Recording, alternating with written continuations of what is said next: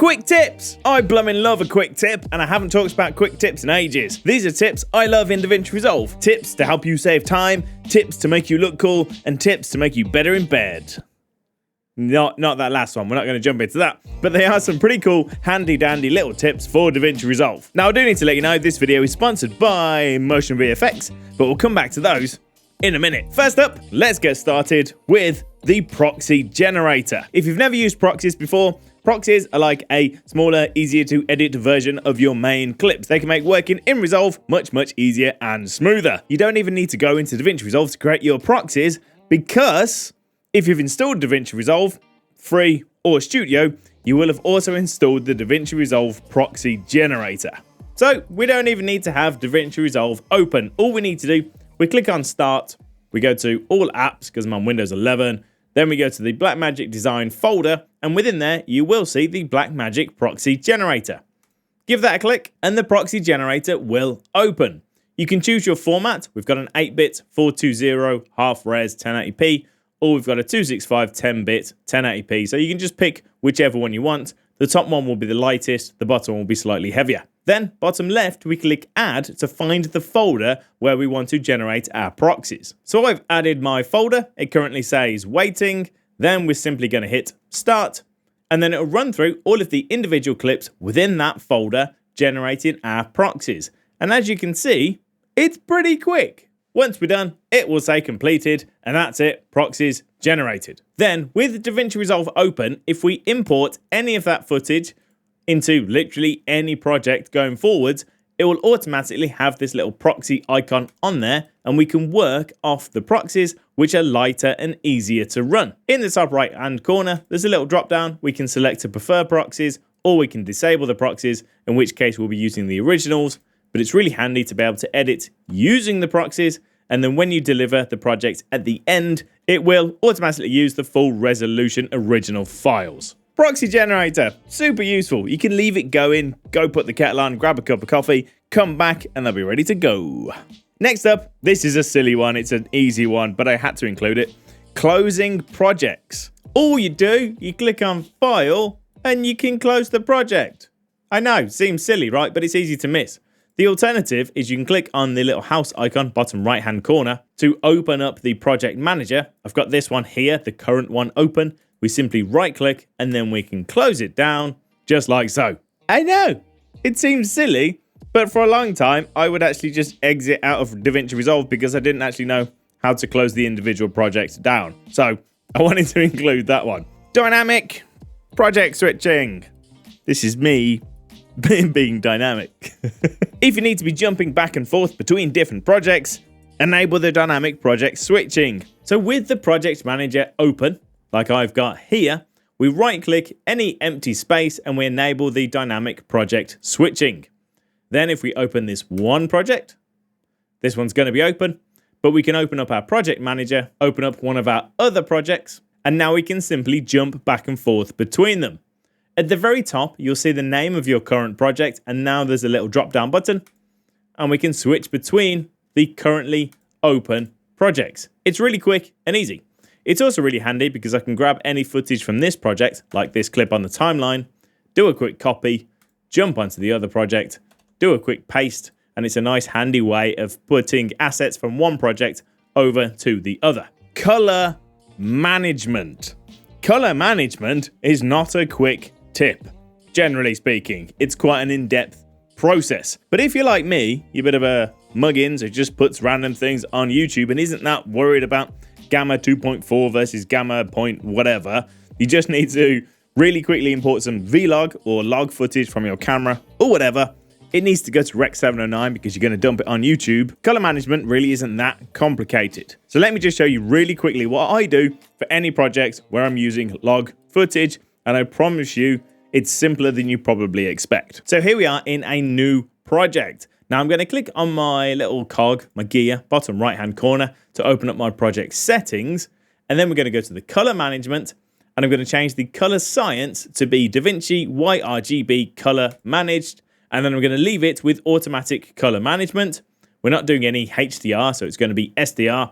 And we're not doing anything other than SDR 709. So we'll leave that exactly as it is and then hit save. Now this footage I've got imported here. This was shot with my Panasonic Lumix S5 and it's all in Vlog. So you can see it's kind of washed out, looks low contrast. So we want to just convert this to 709 so that it looks nicer, and then we can do some grading on it if we want to. Now the easiest way to do this, jump over to the media page. You can select all of the footage within your media pool. You simply right click and there's an option to input the color space. Then I can choose Panasonic, VGamut, Vlog, done. And then if I jump onto the edit page, as I'm editing, before I've done anything, as soon as I drop it on the timeline, it's all standardized to 709. So it all looks pretty good. And we can do the edit, we can do all the usual stuff with it actually looking quite nice. Then we can still jump over to the color page and we can do our color grading if we want to. And we don't need to mess around with any LUTs or color space transforms. Sweet, footage graded, kind of, not really, but at least it looks decent. So then you can start doing the rest of what you need to do. Now, if the footage is running a little bit slowly on your timeline, you should have created the proxies using the Proxy Generator. But if you didn't, there is another option, and it's the Timeline Proxy Resolution. It's a super quick and easy way to knock the resolution down within Davinci Resolve, which can help to speed things up. All you do, you click on Playback at the very top, and then we go Timeline Proxy Resolution. There's 3 options, full, half, or quarter. And all it's doing is it's looking at this preview window here, and currently that's playing at full resolution. But if we change that to be half, now that's playing back at half resolution. Now, most of the time, especially if you've got that preview window pretty small, you probably won't even notice, especially if you're working on a laptop. If I was to change that even further to go to quarter, we may then start to see it may start to look a little bit fuzzy, but it will improve performance. So if you're struggling with frames, that's a real quick way of getting just a few extra FPS so you can edit just a little bit smoother. Boom, we're ready to start editing. So what I tend to do is I will lay down my A-roll track, I'll cut everything together, my main narrative, and then I need to add my B-roll, all of my additional footage.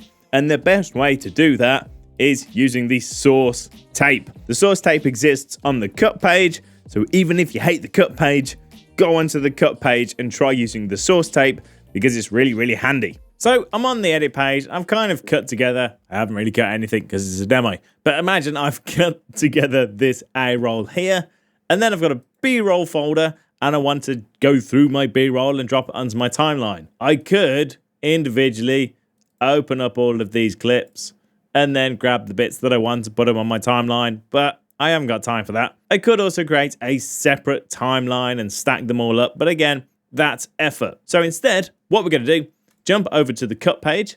You can see I've got my main timeline down here. Make sure we're in that B-roll folder. And then in the preview window here, just above, there's this icon, source tape. And it's going to stack all of that footage into one big long timeline so I can really quickly scrub through it, grab the footage that I want, and then drag it onto my timeline. Now you can really quickly hit Q to jump back and forth between the source tape and the timeline. So let's say I want this bit here. I'm going to use an I and an O. I can just drag this down, put it on my timeline, hit Q. This is now my timeline viewer. Hit Q once again. We're now back in the source tape. And if I want to have a look at any of these clips in finer detail, let's say this one here, I can hit Shift and Q. And now we're in this individual clip. And I can, once again, find the section that I want, drag it onto my timeline. I can hit Q to jump to the source and the timeline, or when I've got the source open, hit Shift and Q to jump back into the source tape, and then once again go through all the other clips, checking the bits that we want, dropping on the timeline without having to open up clips one after another. And my next quick tip is to take a look at this video sponsor, MotionVFX. I've used MotionVFX for ages now. I've made a few videos in the past, and I'm still using them to this day. Very recently, I've made a few review style videos. There's one of this Zen book over here, and of course there is my recent video about the new micro color panel. All of the titles, all of the pop-out texts, all of the infographics, all that sort of stuff are from MotionVFX. They look great, they're easy to use, and they save me a ton of time when it comes to putting these projects together. I've been using the M product, which is full of calls to action, infographics, logos, and titles and different typography. And I've been using the M Review, which is another one of my favorites. They've also been really busy adding a bunch of really cool, really bespoke presets. There's things like M Science, M Style VCR, which I really like because who doesn't love this retro VCR kind of look? There's M Storytelling and M Style Cinematic. Click the link down in the description below to go check out that full range of presets that are available for Davinci Resolve. Thank you very much, MotionVFX. Next up, multi-text formatting. You can change the colors and the fonts and the styles of text within a single text title. Not text plus, it has to be a standard text, but it's a really quick and handy tip that everyone needs to know, and it's quite easy to miss. You can also do snapping, which loads of people miss that as well. Let me show you. We're back on the edit page. I'm going to open up the effects library. We're going to go to titles, and we're simply going to grab the standard text. Not text plus, but the standard text. Drop it on your timeline, give it a click, and then open the inspector. Now I can type anything in here. This is actually my mate called Rich Watson. Rich Watson Music. He's a guitarist. He's got a YouTube channel. I've put his details down below, and we can just type all the stuff in here. Now, obviously, changing all of these attributes just changes everything within this box. But if we highlight just the word guitarist and then change the tracking, the size, we can even change the font, the color, we can do all the sort of stuff on the individual text. If we then highlight the Rich Watson, let's maybe increase the size of this, change the tracking, we'll change this to be all caps, and you can just mess around with the individual text. Just remember that if you do that, but then don't have anything highlighted and change one of the attributes, it will change it for every single thing. Oh yeah, nearly forgot. Snapping. If you've got one of these standard text titles put on your timeline, make sure you don't have any of these selected. So you haven't got the transform on. We just toggle that off so nothing is on with our preview. You can then click on the text and you can move it around, and there's snapping. And it's the only place, the only thing as far as I know, which has snapping. You can also adjust kind of the size. You can click and drag, and you can do the rotation, move it around, and it will snap into place. So there you go, snapping. Sweet. Next up, color grading presets. This is again something I use in literally every single one of these talking head videos that I do. Although sometimes I get bored and tweak it, but generally speaking, I use the same one. And to do it, I have a color grading preset. Although technically not called a preset, it's actually a still, and you put the still in an area called power grades, but it's the same thing. Once you've done any sort of color grade, you can save all of that stuff into a power grade, which is a preset, and then any project you open within that library, within that database, you can really quickly apply the same color grade in just a handful of clicks. Super quick and easy. So I'm on the color page and I've set up this really simple color grade. So there's 3 nodes on here. It actually doesn't matter how many nodes you've got. This will work for any. And then if we open up the gallery, which is in the top left-hand corner, we've got stills. Now stills are just the stills from this current project. So if I was to right click on my actual preview window, there's an option to grab a still. That'll put the still within here. Now, if I was to reset this grade, so there's nothing on there at all, and then in this still, we can right click and we can apply the grade, and it will dump the color grade that was on at the time we took the still onto our current clip. If you've got a mouse with a clickable scroll wheel, which you should have if you're in Davinci Resolve, I highly recommend it, we can simply click that in and it will do the exact same thing. Now, if you want to be able to do that across all of your future projects within this current database, if we go to Power Grade, you can actually see some I made earlier, do the exact same thing, right click and grab still, and this grade, this Power Grade, this still, will be available in all of the projects that you open up within this. Next up, Fairlight Configuration Preset, aka these little drop-down presets that you can make available every single time you create a new timeline, which means you don't need to set up your audio tracks every single time. This one is an absolute blinder. Let's have a look. So all you need to do, create a new timeline or go to one of your existing timelines, anything you like that's got some audio tracks on like this. I can go and give them a name. Let's say this one is my chatty one, and this one is for my music. I can't type apparently. And then we can come in and we can change the volume. We can set the dialogue leveler maybe. We can do any of the Fairlight stuff that we need to do, either directly on Fairlight or just on the edit page. Once you're done, once you're happy, once your audio is all set up, jump to Fairlight, click on Fairlight at the very top, and then click on Presets Library. From this Filter By drop-down, click on that and then select the Fairlight Configuration Presets. And as you can see, I've already created a few. You probably won't have any here. Then we're simply going to click on Create New. If prompted by this box, click Create New once again, and I'm going to call this one Demo, and then click on OK. Now, at any point in future projects, you can open this presets library, come to the Fairlight Configuration Presets, click Demo, and then simply click Apply. But the killer feature is, now whenever we create a new timeline within the edit page, it's going to ask us if we want to use a Fairlight preset. And if we do, we tick the box, we get the Fairlight presets option, we click the drop down, I can select Demo or any of my other presets that I want to use, click Create, and this brand new timeline will have all of the audio tracks that we created with names, with volumes, with compressors, with all the audio effects, everything already set and ready to go. Winner. Duplicate your timeline. How many times have you thought you had a brilliant idea, so you've messed about, spent half an hour doing a new re-edit of your timeline, only to realize you're an idiot and it was better before? Yeah, I do it all the time. Now, Davinci Resolve does have things like backups and live save, and of course you've got undo, Control Z. But a really good habit to get into, really good practice, is if you're having one of those pivotal moments where you're like, I'm going to change the entire timeline because I've got a cool idea. Just duplicate your timeline first. All you do, find the timeline within the media pool, right click, and then click Duplicate Timeline. You can even set a keyboard shortcut to do exactly that. I actually like Control D for duplicate, and I know what you're thinking. Control D on the timeline brings up your clip length.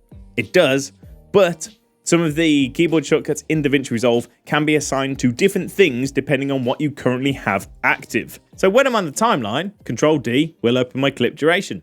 But if I'm in my media pool and I have something selected and I Control D, it will do a duplicate. It's handy. To set this up, we simply click on Davinci Resolve top left hand corner. We go to the keyboard customization, and we're simply going to search for duplicate. You've got one here called media pool. Within there, there's duplicate item. I've set the keyboard shortcut to be Control and D, and that's it. We've done loads of the editing stuff now. Now it's time to export. So simply from the deliver page, we just set the settings to whatever we want them to be. So let's just say I'm happy with all of this. Another bonus tip while we're here, click on audio, open up this audio normalization, tick this box, and there is a standard box here. Open this drop down, and for you YouTubers like me, there is an option to set the loudness, set the audio normalization specifically for YouTube. Once that's all done and you're happy with this preset, we simply click on the three little dots at the top right hand corner and we save as a new preset. I'll call this one Demo, click on OK, and then it will appear on this little list at the very top like so. So whenever we want to export with these settings, we just click Demo and we're good to go.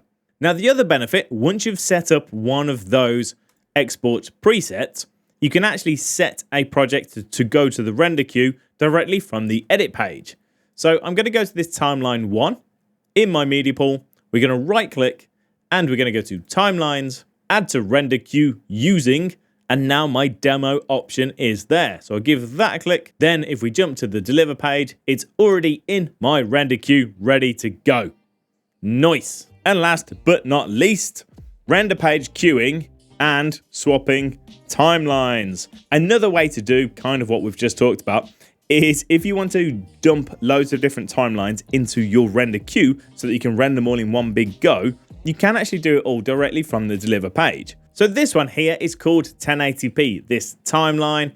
And if we have a look at the video settings, it is of course 1080p. So we're going to add this to the render queue. Now we don't need to hop out of the deliver page. What we can do is simply click on this little drop down at the top and jump to one of the other timelines. This project currently has 3. So we're going to go to 720p. Now, all of the project settings are going to stay exactly the same, except for the resolution and the frame rate, if it is, of course, different from the project we just had open, which in my case, the resolution is different. So it's changed. Then you probably want to give it a new name. I'm going to call this one 720. So then we're going to add that to the render queue. Then we can either make sure none of them are selected and the option will say render all and it will render them all out sequentially, or we can click and highlight the ones we want and then render that way instead. Simples. Quick tips. Thank you for MotionVFX for sponsoring this video. Make sure to check them out. Thank you for watching. I salute you. Goodbye. I'll see you next time. Pew, pew, pew.